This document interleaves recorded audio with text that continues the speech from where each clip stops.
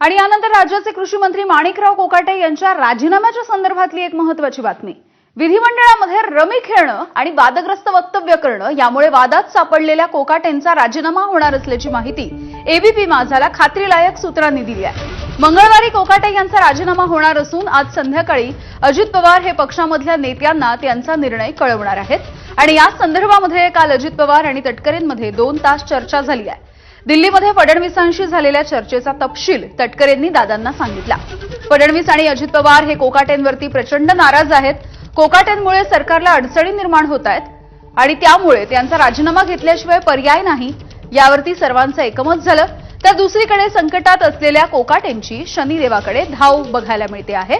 नंदुरबारच्या शनी मांडळ इथल्या शनी मंदिरामध्ये कोकाटे यांनी आज पूजा केली आहे।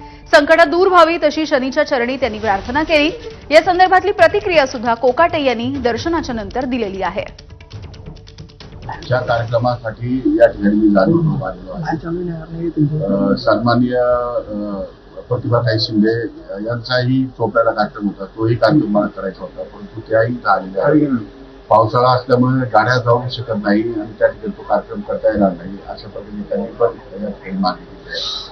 त्यामुळे इथले कार्यक्रम आटोपून आम्ही मुंबईला जाईल। मुंबईला गेल्यानंतर मी सोमेश्वर महाराजांना पाहिलं, आपल्या सर्वांवरचा दुष्काळ निवारण हो, आपल्या सर्वांच्या आयुष्यातली 7.5 वर्ष हो आणि आपल्याला अत्यंत चांगले दिवस प्राप्त हो, अशी मी या ठिकाणी प्रार्थना केलेली आहे। आणि त्याचबरोबर आमच्या सारख्यांच्या जीवनामध्ये काही संकट असतील तर ती सुद्धा या ठिकाणी दूर व्हावी।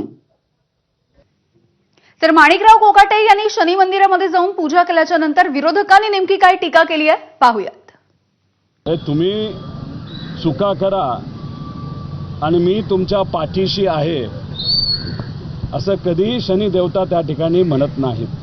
न्यायाचा देवता। आता तुम्ही जर बघितलं तर त्यांच्या विभागामध्ये जी पीडा लागलेली आहे, एक तर कृषी विभागाला पीडा लागली आहे। मी उलट शनी देवताला त्या ठिकाणी प्रार्थना करतो की सामान्य लोकांना या दोन्ही विभागाच्या माध्यमातून आणि इतरही विभागाच्या माध्यमातून जो त्रास होतोय, जी पीडा लागली ती पीडा या गरिबाची जाओ आणि आज सामान्य लोकांची इच्छा आहे की तुम्ही ती खुर्ची सोडावी। शेवटी त्यांनी परमेश्वराकडे, आता ह्या सरकारमधले अनेक मंत्री परमेश्वराचा धावा करतायत। काही लोकांना मंत्रिपद पाहिजे, ते त्या ठिकाणी मंत्रिपद पाहिजे, ते त्याप्रमाणे परमेश्वराचा आणि वेगवेगळ्या पूजा करतायत। काही लोक मंत्रिपद टिकवण्यासाठी पूजा करतायत आणि काही लोक आपल्या वेगवेगळ्या प्रकारच्या असलेल्या पूजा अर्चातून आपलं स्थान बळकट करण्याचा प्रयत्न होतोय। हे खरं म्हटलं तर अशा पद्धतीची परिस्थिती या महाराष्ट्रामध्ये रोज आम्ही पाहतो। तर कोकाटे यांच्या राजीनाम्याच्या चर्चांवरती मंत्री भुजबळ आणि बावनकुळे नेमकं काय म्हणाले पाहूयात।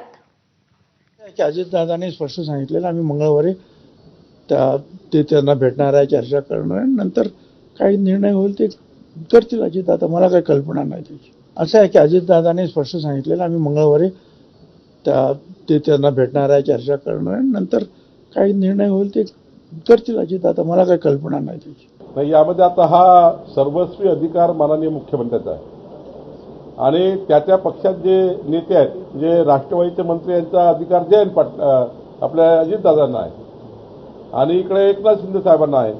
त्यामुळं त्यांच्या पक्षाचे निर्णय त्यांना घ्यावे लागतात। शेवटी राज्य देवेंद्रजी फडणवीस साहेब मुख्यमंत्री असल्यामुळं अंतिम निर्णय देवेंद्रजी